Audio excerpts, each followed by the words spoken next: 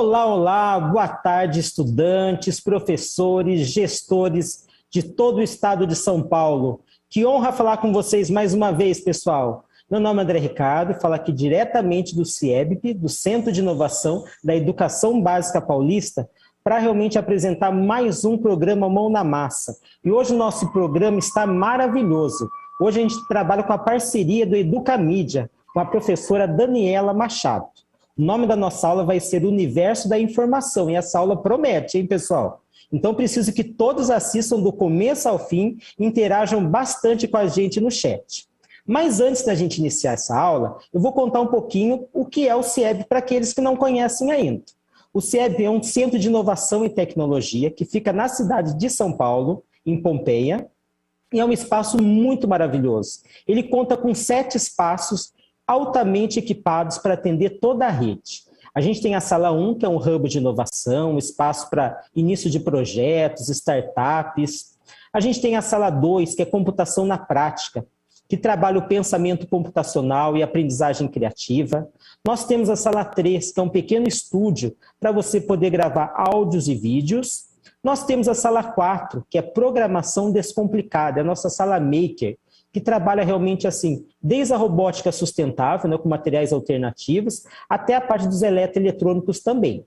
Aí nós temos a sala 5, que é essa sala onde eu estou hoje, que é a sala Cultura Digital, e também, né, nessa sala trabalha assim, as redes sociais, as mídias, fotografia, música, cinema, e nós temos também o espaço 6, que é prototipagem e criatividade, onde trabalha plataformas como Scratch, Minecraft, Microbit, e também temos a sala 7, que é a prototipagem e fabricação digital. É onde nós temos ali a impressora 3D, a cortadora laser, e os projetos realmente ganham a terceira dimensão. Então, pessoal, são 7 espaços muito especiais e nós estamos aqui ansiosos para recebê-los. E como é que vem até aqui? Vai aparecer aqui embaixo o nosso telefone para o nosso agendamento, né? Que é 011 97 544 5056.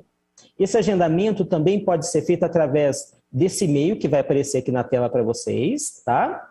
E é muito importante realmente que vocês venham conhecer esse espaço. Os alunos insistam para que os seus professores façam o agendamento. Os professores tragam seus alunos para cá. Vamos ficar muito ansiosos com a presença de todos. E claro, a gente também não pode deixar de seguir o nosso Instagram.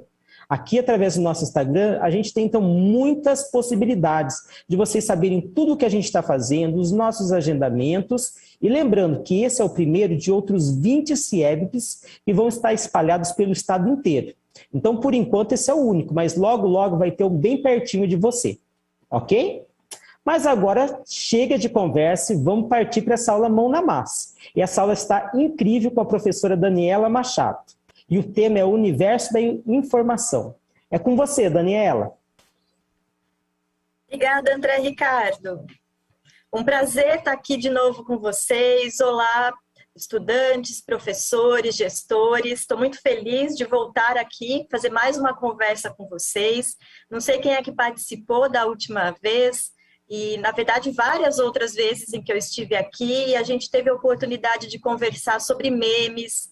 Foi super bacana, super divertido. A gente já falou sobre desinformação, a gente falou um pouquinho sobre busca de informações na internet, e a gente hoje vai dar sequência a esses temas que estão ligados à maneira como a gente entende as mídias, né, entende as informações que chegam até nós, e também como é que nós nos comunicamos, como é que nós produzimos também conteúdo, porque hoje isso é muito bacana, né? A gente pode não só consumir, não só ler o que outros estão fazendo, mas a gente também pode colocar nossa voz nas redes, também pode participar do debate público, o que é super rico, mas é importante também que a gente entenda as responsabilidades, não é isso? Então, vamos lá, vou pedir para o pessoal trazer, então, os nossos slides, e hoje a gente vai falar sobre o universo da informação.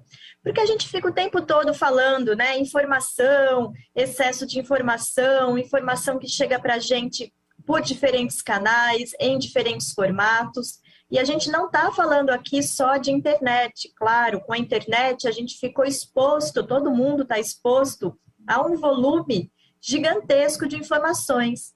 Mas vamos pensar que desde a hora em que a gente levanta, dá uma espiadinha no celular, ou então passa os olhos numa revista, sai para a rua, vai para a escola, passa por um outdoor, passa por um anúncio ao lado do ônibus, ou no ponto de ônibus também tem um anúncio de alguma coisa. Então, a todo tempo, a gente está sendo, sim, exposto a algum tipo de informação. Na embalagem daqueles produtos que a gente vai utilizando ao longo do dia também. Então, informação é esse termo que dá conta desse grande universo, né, de muitas coisas diferentes. E a gente vai ver, então, o que cabe no universo da informação e como é importante que a gente consiga reconhecer cada tipo de mensagem que está chegando até nós. Vamos lá? Eu vou começar, então, mostrando para vocês essa imagem, né, que é de uma ponte dessas que ficam fechadas, mas quando vai passar um navio, ela é acionada, então a ponte se abre e deixa passar apenas aquele navio que está autorizado. Depois ela fecha de novo, vai abaixando e não passa mais nenhum navio, nenhuma embarcação por essa ponte, né? Essa é uma imagem de uma ponte em Londres, na Grã-Bretanha, e eu trouxe para mostrar para vocês o quê? Para a gente tentar imaginar de uma maneira, né, assim, um pouco mais visual, como é que acontecia a comunicação, eu ia dizer antigamente, mas não é nem tão antigamente assim, algumas décadas atrás, né? Não é no tempo da minha bisavó, é quando eu ainda estudava, né? E eu sou mais velha que os alunos que estão aqui, claro, mas assim, nem tanto. Então, não é no tempo da tataravó, né? Até outro dia, o que acontecia é que tinha alguns veículos de comunicação ou editoras de livros que funcionavam como essa ponte. Eram, de certa maneira, porteiros da informação.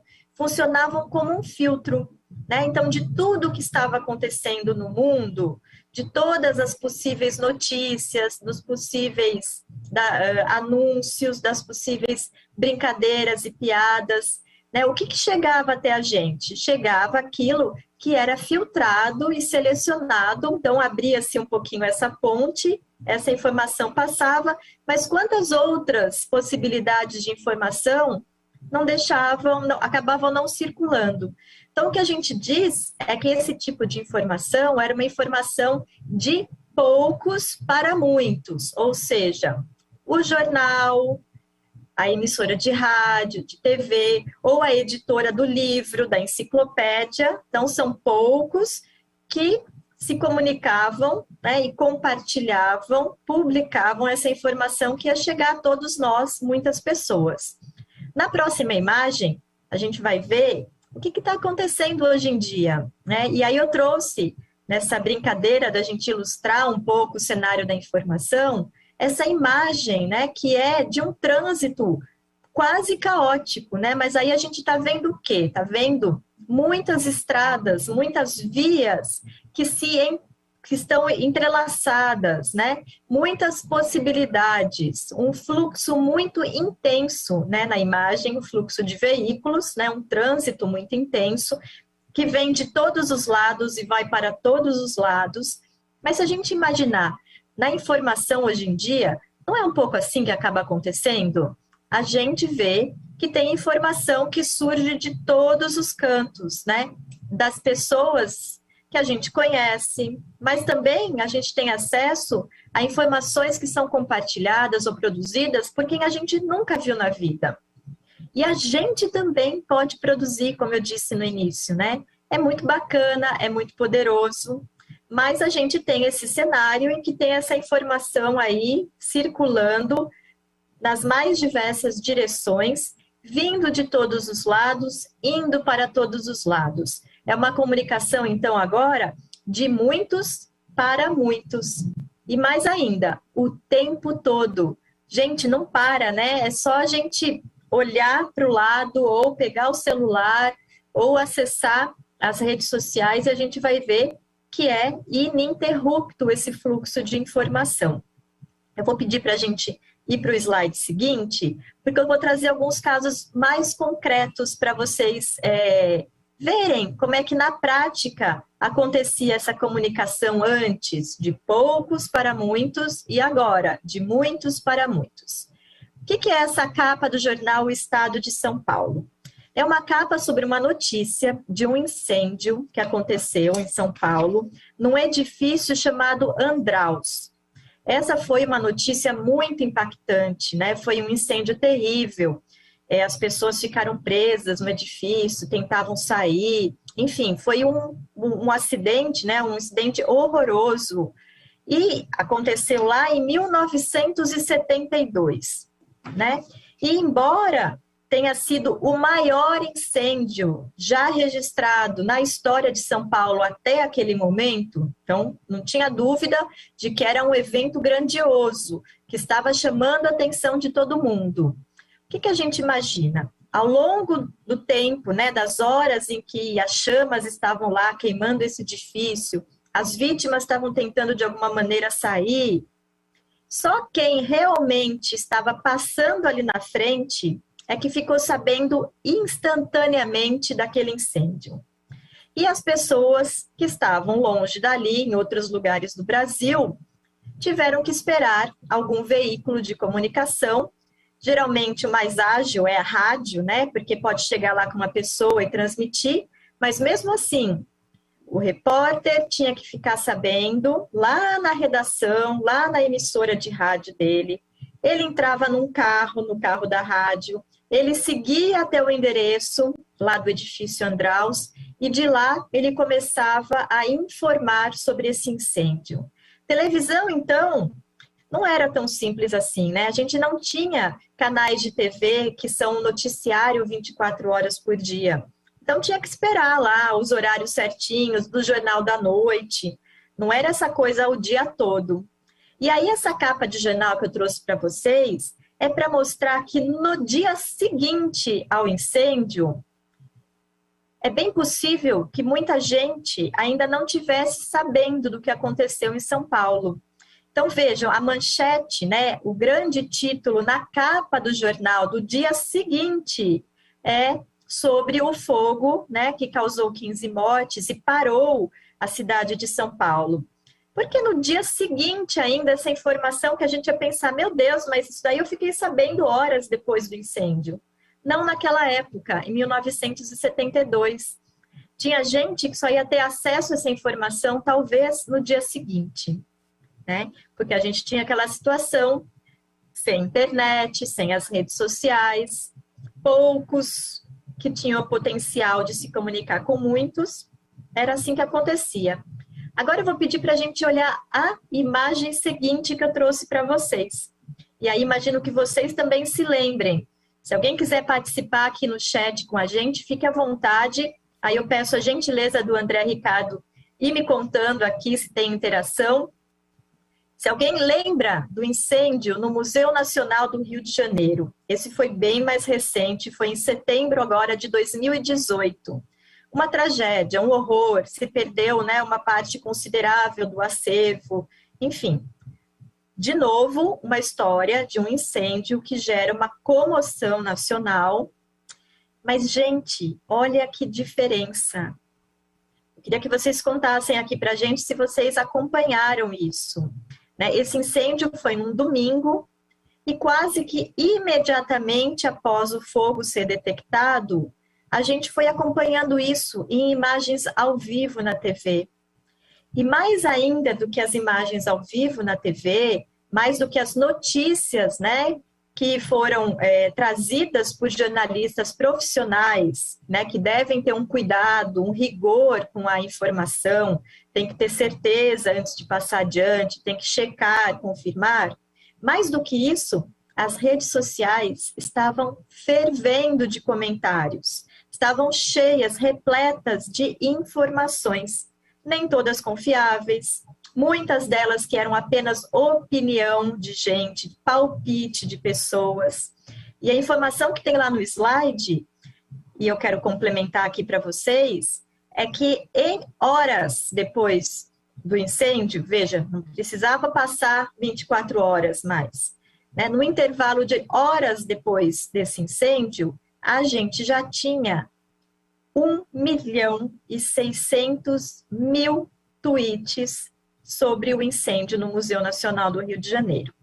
Essa informação está numa reportagem feita pela BBC Brasil, e eles lá, os repórteres da BBC, foram ouvir vários pesquisadores que costumam acompanhar o fluxo de informação nas redes sociais. Quando tem um evento assim muito grandioso, que atrai muita atenção, eles monitoram para saber como é que está a interação, né, das pessoas nas redes sociais. E eles detectaram que lá nas redes, o assunto dominante era o incêndio, e já havia, assim, poucas horas depois, o incêndio nem estava controlado ainda pelos bombeiros, e já tinha lá toda uma guerra de narrativas, né? O que é isso? Gente que tentava acusar um lado de ser o culpado, gente que acusava o outro lado, né?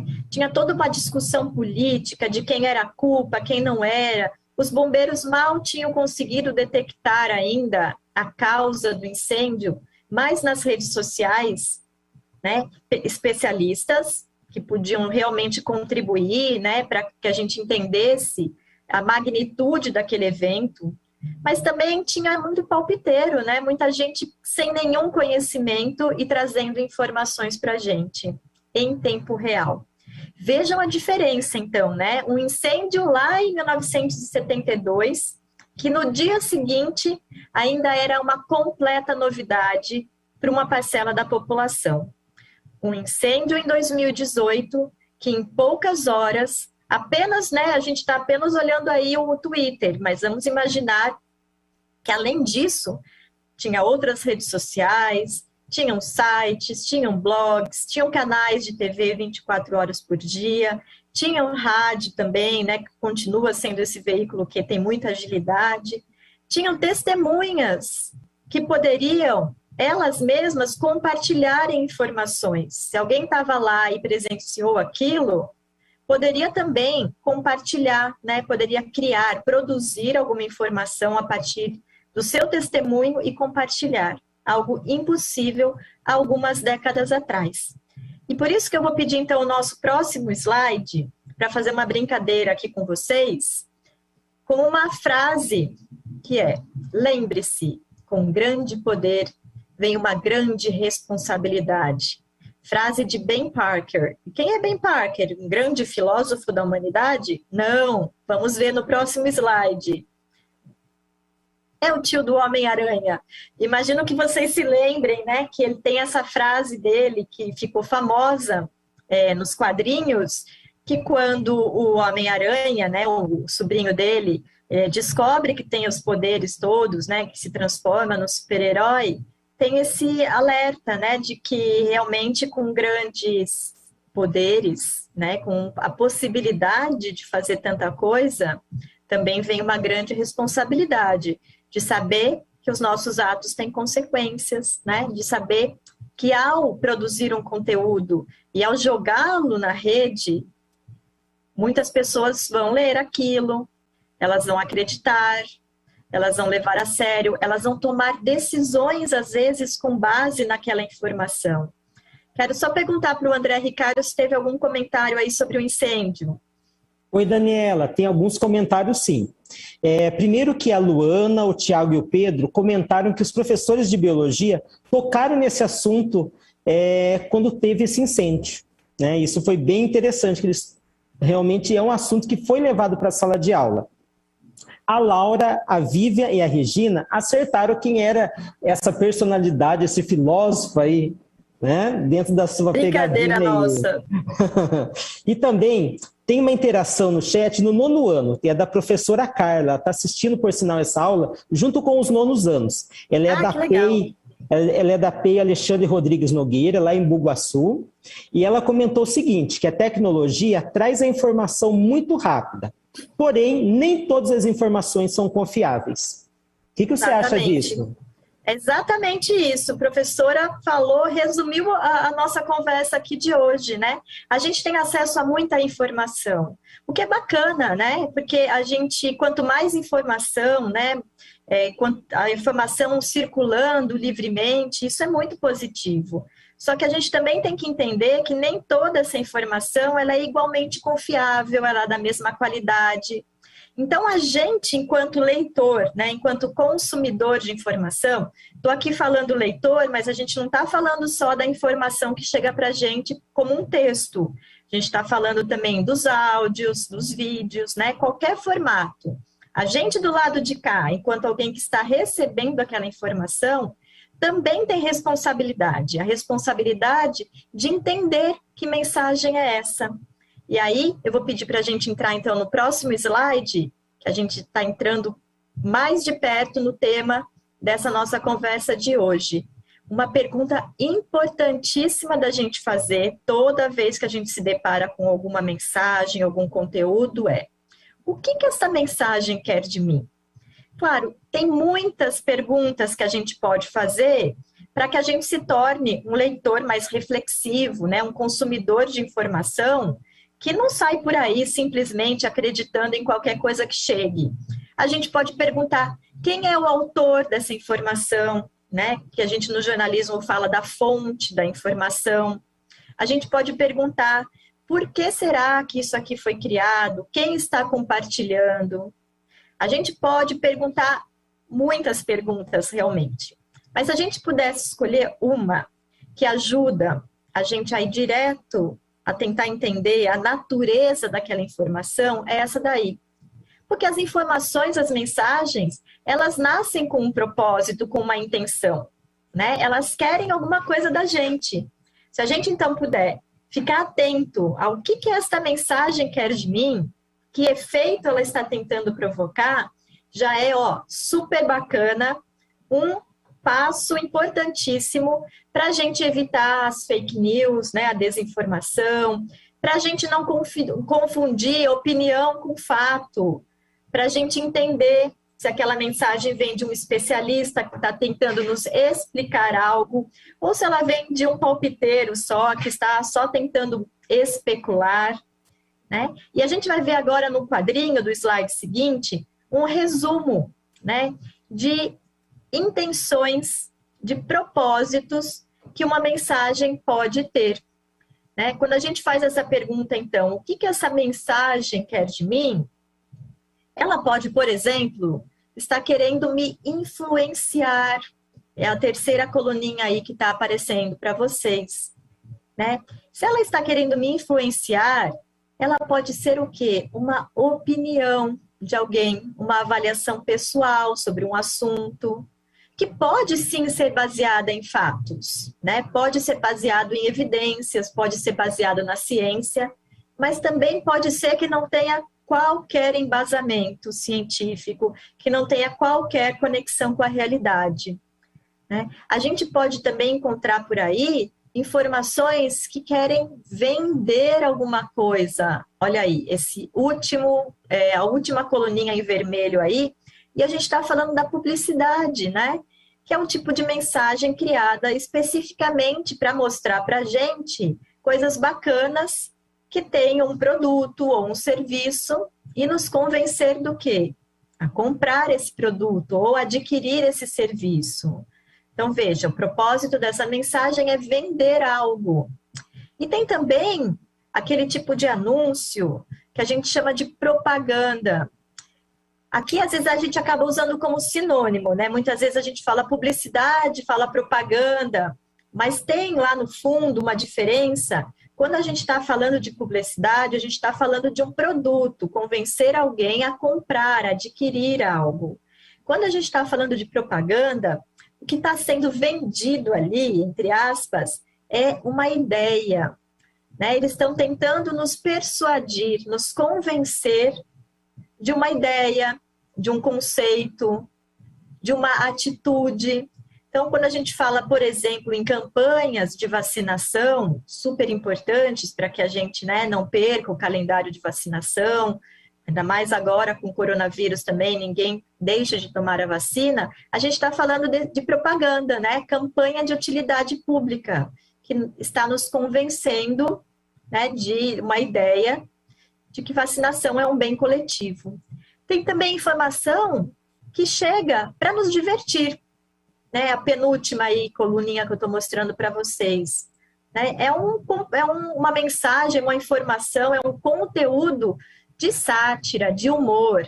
Pode ser um meme, pode ser uma tirinha de jornal, por exemplo, pode ser um GIF, né? Tem vários tipos de mensagem que acabam chegando para a gente e que só querem nos fazer rir, né? Nos divertir.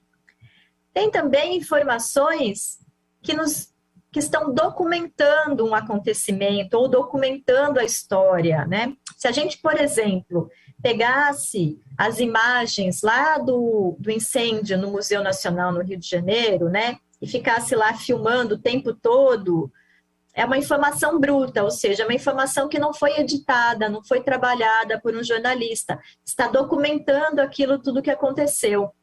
E quando essa informação ela é mais trabalhada, né, eu não tenho lá 5, 6 horas para ficar vendo o incêndio, mas o jornalista vai pegar alguns momentos, vai misturar isso com uma entrevista com o chefe dos bombeiros, vai misturar isso com uma entrevista com um especialista, vai falar com pessoas que cuidavam de gestão, que tomavam conta do museu.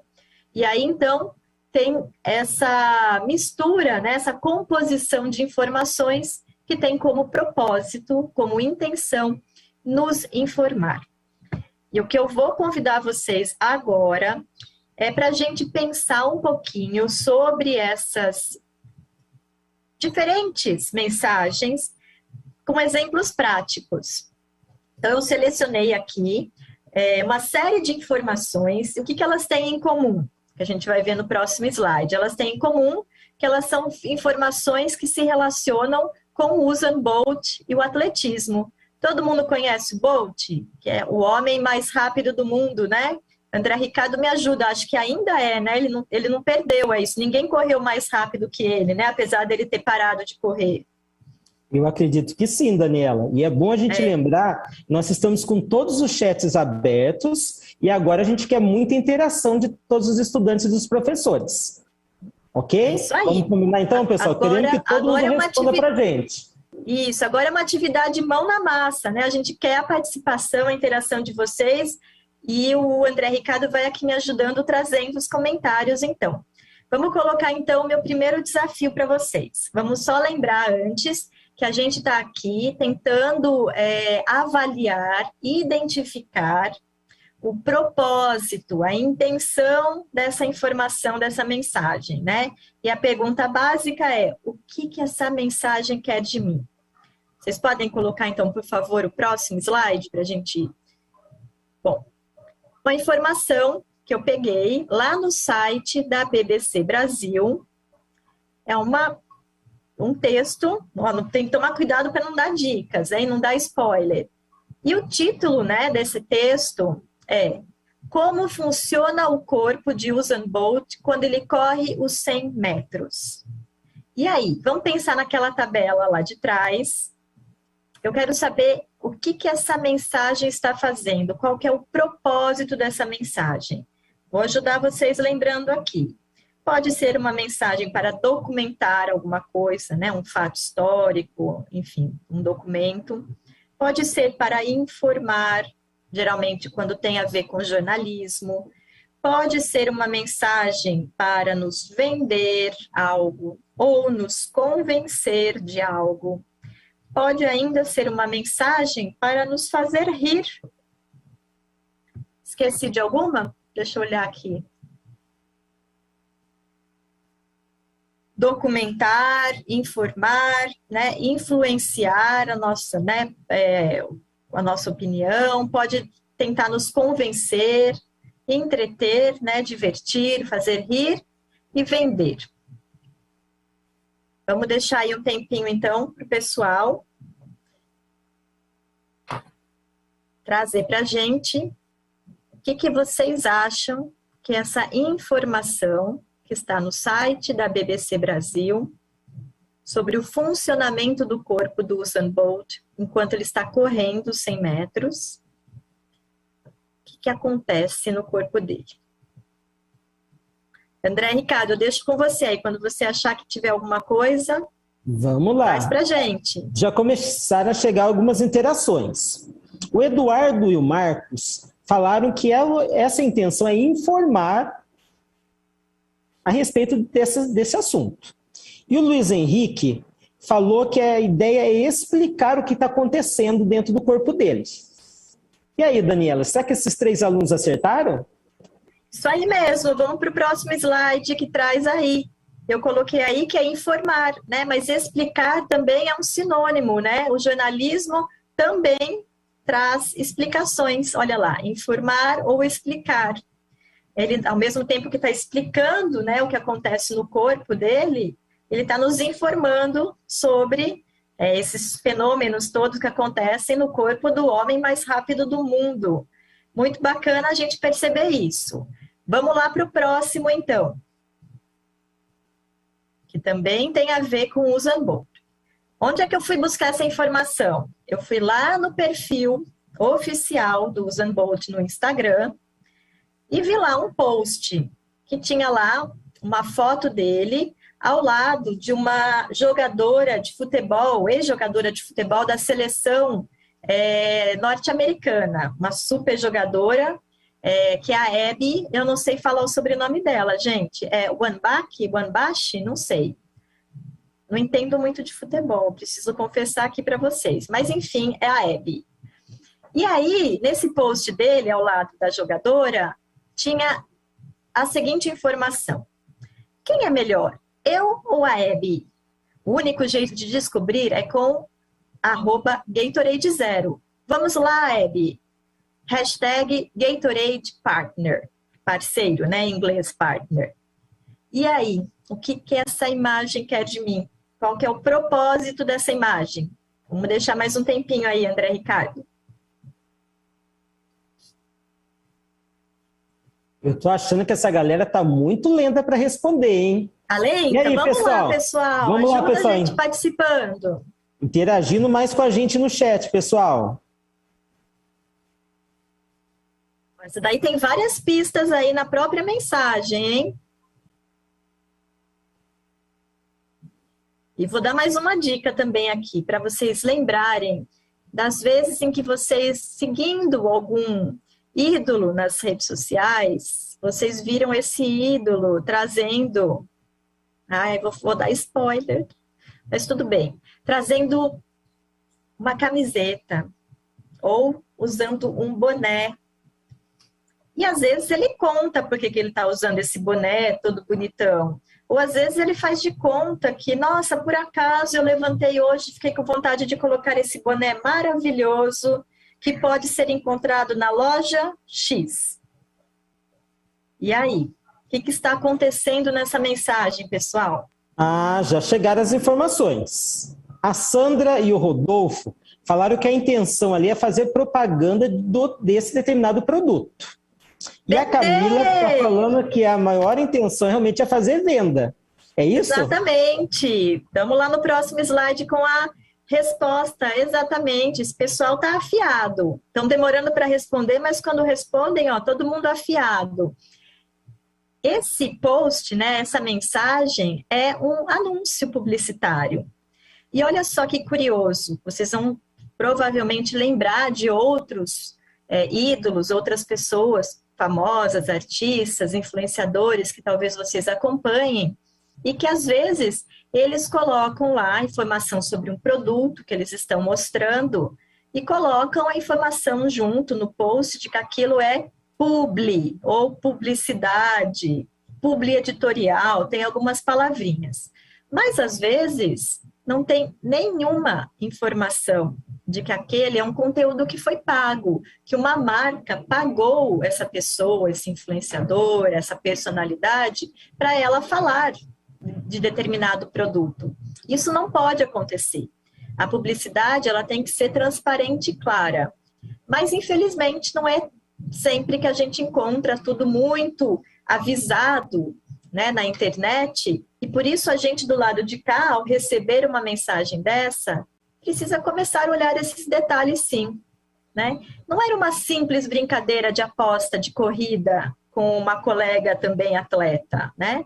Era uma corrida claro, uma brincadeira, um desafio, mas que foi pago por uma marca, e a ideia de que aí os grandes atletas na corrida podem consumir esse determinado produto, que eles vão ficar ainda mais fortes, mais rápidos, mais ágeis, né?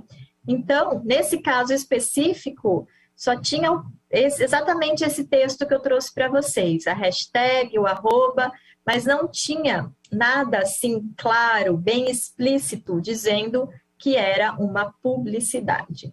Mais um desafio, então. Vamos lá agora para o próximo, que também tem a ver com esse tema. Ah, escapou um S aí a mais, né? Cartaz espalhado em uma cidade. Tem esse cartaz aí, que realmente circulou, né? É um cartaz do SUS, do Sistema Único de Saúde, da Secretaria de Saúde de Minas Gerais, dizendo: que tal colocar uma atividade física no seu dia a dia? Não precisa ser o Usain Bolt, né, gente? Não dá, aliás, né? Nem daria para a gente ser. Mas que é importante algum tipo de atividade física, isso é, né? O que essa mensagem está querendo da gente? Qual que é o propósito e a intenção dessa mensagem?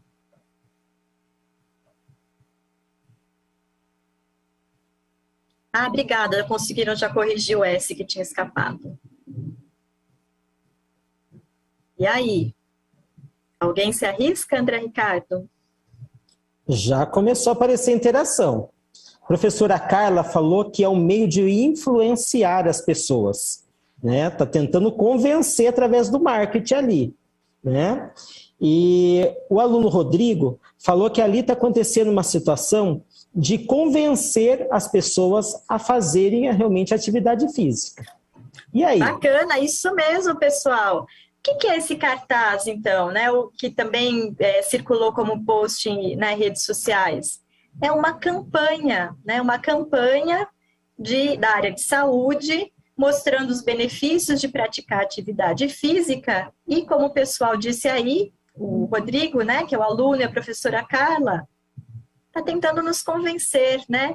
Vamos ver aí a resposta, então. Está tentando nos persuadir, está tentando mostrar para a gente que é importante a gente ter essa mudança de hábito, se a gente não faz nenhuma atividade física, que a gente comece a considerar isso, né? Então, é uma campanha de utilidade pública que está aí tentando nos mostrar e nos convencer dos benefícios de fazer algum tipo de exercício. Mais um agora para vocês, vamos lá. Esse aí apareceu em rede social. Vocês vejam lá. É uma imagem que tem o Usain Bolt lá na frente. Gente, o tanto que ele corria fácil, né? Com uma cara de que, ai, tô só aqui passeando, e era o mais rápido do mundo. E aí ele dava essa olhadinha ainda para trás, como quem diz, nossa, e vocês, seus atrasados? Bom, tem ele lá, e aqui aparece escrito eu. E lá atrás, o pessoal que vem lá se esforçando, tentando me alcançar, são os meus professores cobrando a lição. Que mensagem é essa, gente? O que essa mensagem quer que a gente faça? Primeiro que todo mundo... fazer uma... Desculpa, André, eu ia falar que eu ia fazer uma pergunta a mais. Eu ia querer saber. Pode fazer. Além do propósito dessa mensagem, eu quero saber quem é que vive igual o Usain Bolt nessa foto com os professores correndo atrás para cobrar a lição.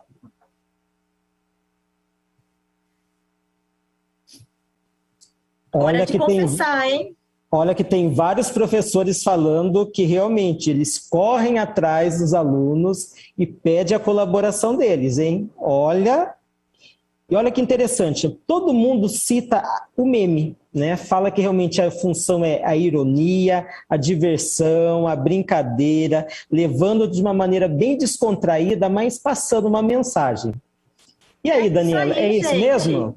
É isso aí. Esse é um meme, né, criado com a intenção, então, que a gente vê no outro slide, de divertir, de entreter, de fazer a gente dar risada, né? E a gente lembra lá não sei quem é que estava com a gente, mas quando a gente teve a aula sobre memes, a gente falou como os memes são ricos, né? Como é que eles fazem com que a gente, às vezes, consiga resumir um assunto tão mais complicado, assim, em poucas palavras e numa imagem, né? Esse daí tem toda a questão daquele aluno que vive fugindo do professor, que está atrasado com os trabalhos, com os projetos, e o professor lá sempre no pé dele, cobrando para que esse aluno, né, faça o que tem que ser feito para aprender cada vez mais. Então, realmente, é um meme que tem esse propósito de nos divertir. Agora, tem uma coisa interessante aqui que eu vou ressaltar com vocês. Vejam que, às vezes, uma mesma mensagem, ela pode ter mais de um propósito. Quantas vezes vocês já viram um meme que também ajuda a informar, ou às vezes ele ajuda a explicar uma situação muito complicada? Mas o que a gente está tratando aqui, que é importante a gente ficar de olho, é na principal intenção dessa mensagem, né? Ela foi construída para nos divertir, ainda que algumas piadas, algumas brincadeiras possam também trazer algum tipo de informação para a gente. Às vezes elas podem trazer também alguma opinião de quem fez isso, mas o objetivo, digamos, central é o de divertir. Tem mais um aí, eu acho. Vamos lá para ver o próximo. Fui lá na Wikipedia, entrei lá na página, né, que tem falando sobre o Usain Bolt, e encontrei essa informação. Eu trouxe aqui só o parágrafo inicial para vocês, falando que ele é um ex-velocista jamaicano, multicampeão olímpico, né, ganhou várias provas e mundial. É o único atleta na história a se tornar tricampeão em 2 modalidades de pista em Jogos Olímpicos de forma consecutiva. Ou seja, o rapaz ganhou medalha para colecionar, para deixar na casa da mãe, dos vizinhos. Realmente não é fraco, né?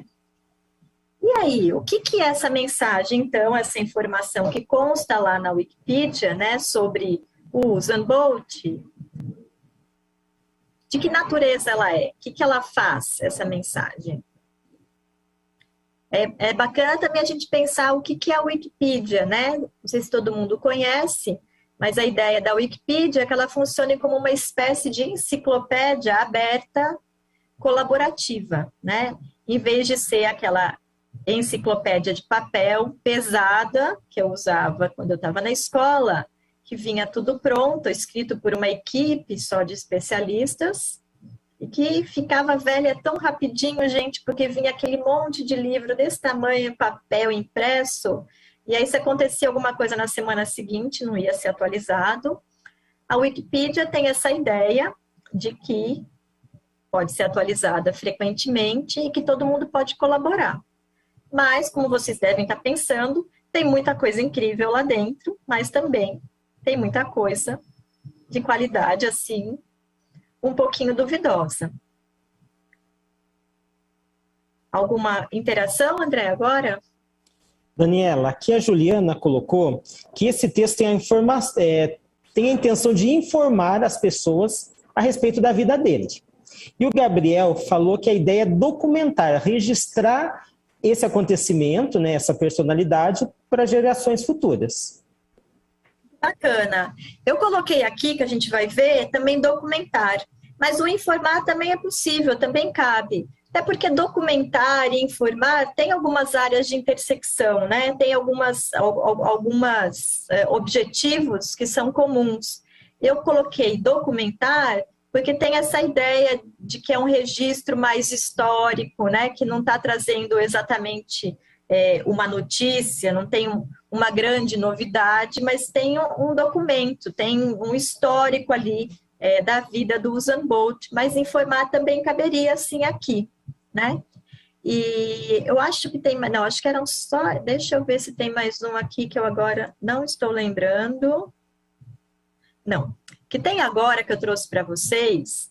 Gente, super obrigada pela participação aí, interação, muito bacana. E eu trouxe aqui para vocês um outro material que a gente criou lá no Educamídia, que também faz um pouquinho desse exercício que eu fiz aqui ao vivo, da gente pensar um pouquinho nos tipos de conteúdo e o que esse conteúdo quer da gente. Tá um pequenininho um pouquinho aí, mas, André, eu acredito que fique disponível para eles também, né? Porque aí pode aumentar um pouquinho depois esse material. Isso, exatamente. Todos os nossos slides, eles estão disponíveis no Centro de Mídias, e os estudantes também podem reassistir essa aula depois no YouTube. Então, bacana. Aí vocês vão conseguir parar e olhar. Esse é um exercício um pouco diferente, né? A gente partiu de um tema, de um assunto, e fui trazendo para vocês aí a intenção e exemplos de como ficaria uma mensagem com esse propósito. Então, eu estou tratando aqui de um tema que tem a ver com a questão da moda, enfim, roupas.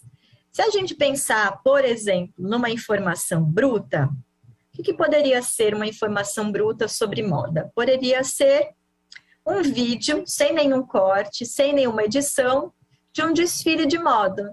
Então, está acontecendo um desfile de moda, alguém que está lá assistindo, pega seu celular ou sua câmera e deixa ligado o tempo todo, e tem, então, o registro, a documentação de como é que foi esse desfile, né? É uma informação bruta, uma informação que ainda não foi trabalhada, é exatamente como estava acontecendo lá na hora do tal do desfile. Mas a gente também pode pensar que o jornalista pode chegar diante desse material todo e fazer uma edição, trabalhar com esse material. Ele vai fazer o quê? Vai pegar os melhores momentos do desfile, vai pegar as roupas mais aplaudidas, vai, de repente, entrevistar quem é que criou aquelas roupas, vai entrevistar as pessoas que estão na plateia, perguntando o que elas acharam daquela criação. Ele pode também sair na rua e perguntar para as pessoas: você usaria essa roupa desse jeito? Em que situação você usaria? E ele vai reorganizar esse material para nos informar. Então, a gente está tendo um material que nos informa de uma maneira mais organizada. A gente também pode ter alguma pessoa que foi para as redes sociais e deu a sua opinião lá, né? E pode ser desde a opinião de um especialista, de um crítico de moda, alguém que acompanha a indústria da moda há muito tempo, que vai dizer: olha, tal criador, né? Esse desfile mostrou tecidos diferentes, especiais, ecológicos, teve preocupação em reciclar e não gastar muito. Ou então pode ser simplesmente alguém que não entende nada, que não tem nenhum conhecimento sobre moda e vai dizer: um bando de roupa horrorosa, ou nossa, quanta roupa linda. É uma opinião, né? Que pode ser mais embasada ou menos embasada, mas é uma opinião. A gente também pode ter anúncios publicitários, né? Das marcas que criaram aquelas roupas. A gente pode ter o tal do conteúdo patrocinado, que é uma forma de publicidade, sim, mas que aparece, por exemplo, nos posts de influenciadores, né? Se um influenciador aparece lá, como eu disse, com um boné, e ele está mostrando esse boné, contando onde vende, dizendo qual é a marca, elogiando esse boné, ele está recebendo, de alguma forma, ou dinheiro, ou ganhando o próprio boné para fazer a publicidade, exaltar as qualidades desse produto, né? Será que dá para pensar numa propaganda sobre moda e desfile?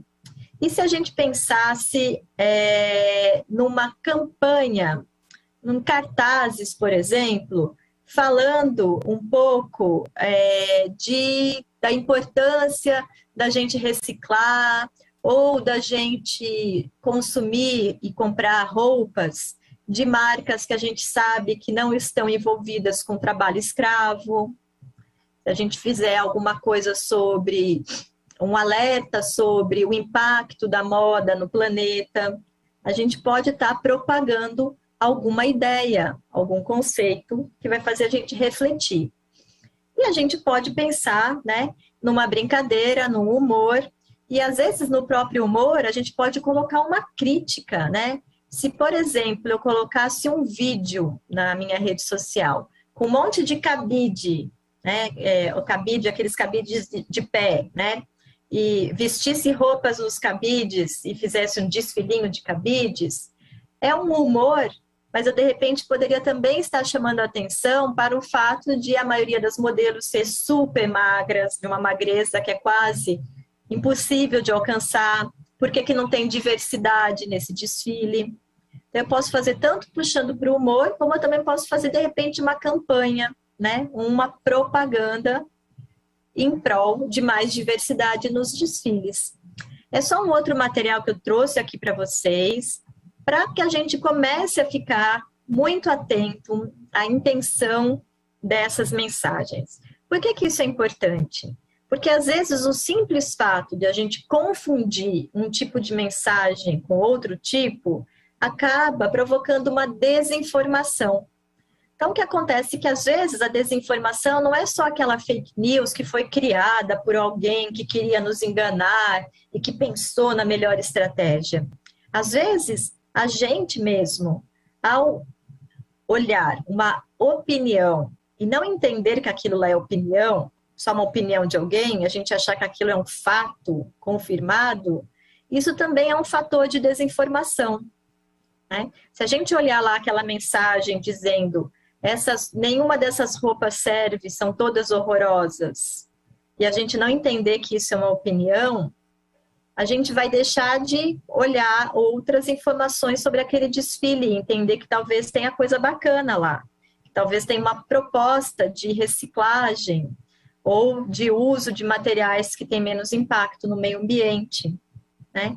Eu trouxe aqui alguns exemplos que ficam até claro quando é uma opinião, quando é fato, mas comecem a prestar atenção nas redes sociais, nos grupos de mensagem que vocês estão, ou mesmo em cartazes nas ruas, nas camisetas, em todo tipo de mensagem que está ao nosso redor. Façam esse exercício de tentar reconhecer se vocês estão diante de um fato, ou de uma opinião, ou de um anúncio. Isso é muito importante para que a gente não caia em nenhuma armadilha, para que a gente não seja enganado. E para que a gente consiga realmente fazer da informação algo que serve para que a gente tome as nossas decisões, né? A gente toma as nossas decisões sempre baseados em informação.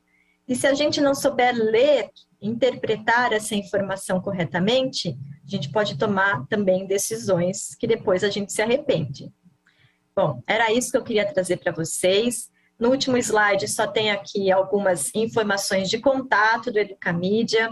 Se vocês quiserem acessar outros materiais, tudo que é produzido pela Educamídia é gratuito, é aberto. Então, professores que estão aqui, gestores que tiverem interesse em usar, fiquem à vontade, né? Só dar o crédito, mas podem utilizar. E também, se vocês, né, os estudantes que estão aqui, quiserem nos seguir, a gente sempre traz dicas bem bacanas de como ser muito esperto nas redes ou fora das redes e conhecer cada tipo de informação que chega até nós.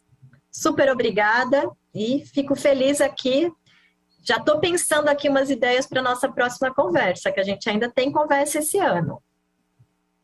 Nossa, Daniela, eu já estou #ansioso pela essa próxima aula, hein?